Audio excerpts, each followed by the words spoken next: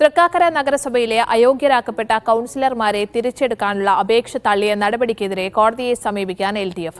തിങ്കളാഴ്ച കോടതിയെ സമീപിക്കാനാണ് നീക്കം. അയോഗ്യരാക്കപ്പെട്ട 4 കൌൺസിലർമാരിൽ 2 UDF കൌൺസിലർമാരെ തിരിച്ചെടുത്തിരുന്നു.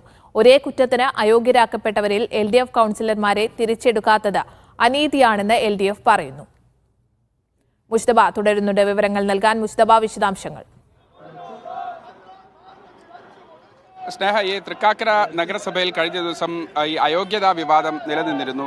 മതിയായ ഹാജർ രേഖ ഇല്ലാത്തതുകൊണ്ട് നഗരസഭാ സെക്രട്ടറി ഇവരെ 4 പേര്, അതായത് 2 LDF കൗൺസിലർമാരും 2 UDF കൗൺസിലർമാരും അയോഗ്യരാക്കപ്പെട്ടിരുന്നു. ആദ്യം മുൻ ചെയർപേഴ്സൺ കൂടിയായിട്ടുള്ള UDF കൗൺസിലറാണ് അയോഗ്യയാക്കപ്പെട്ടത്. അതിനുശേഷം പിന്നീട് കൗൺസിലിനൊരു അപേക്ഷ കൊടുക്കുക. അത് നിയമപരമായി സാധുതയുള്ള കാര്യമാണ്. വേണമെങ്കിൽ കൗൺസിലിനൊരു നയപരമായ തീരുമാനമെടുത്ത് തിരിച്ചെടുക്കാനുള്ള ഒരു നീക്കം നടത്താം. പക്ഷെ അതിനുശേഷം അവരെ തിരിച്ചെടുത്തു. അതിനുശേഷം പിന്നീട് 3 പേരെ കൂടി നഗരസഭാ സെക്രട്ടറി അയോഗ്യയാക്കി.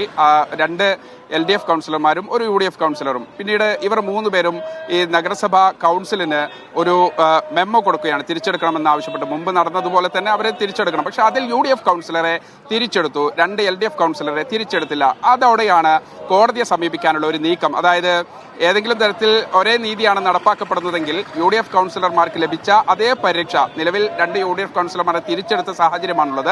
LDF കൗൺസിലർമാരുടെ അയോഗ്യത നീക്കാത്തത് ഇരട്ട നീതിയാണ്. അതുകൊണ്ട് തന്നെ കോടതിയിൽ ചോദ്യം ചെയ്യാനാണ് LDFന്റെ തീരുമാനം. തിങ്കളാഴ്ച കോടതിയിൽ ഈ വിഷയത്തിൽ, പ്രത്യേകിച്ച് നഗരസഭാ സെക്രട്ടറി LDF കൗൺസിലർമാരെ തിരിച്ചെടുക്കാത്തത് സംബന്ധിച്ച് ഒരു വിയോജനക്കുറിപ്പ് കൂടി രേഖപ്പെടുത്തിയിട്ടുണ്ട്. കാര്യം 2 UDF കൗൺസിലർമാരെ തിരിച്ചെടുത്ത അതേ പ്രിവിലേജ് ഈ 2 LDF കൗൺസിലർമാർക്ക് കൂടി ലഭിക്കണം. അതുകൊണ്ട് നഗരസഭാ സെക്രട്ടറി ഒരു വിയോജനക്കുറിപ്പ് ആ മിനിറ്റ്സിൽ രേഖപ്പെടുത്തിയിട്ടുണ്ട്.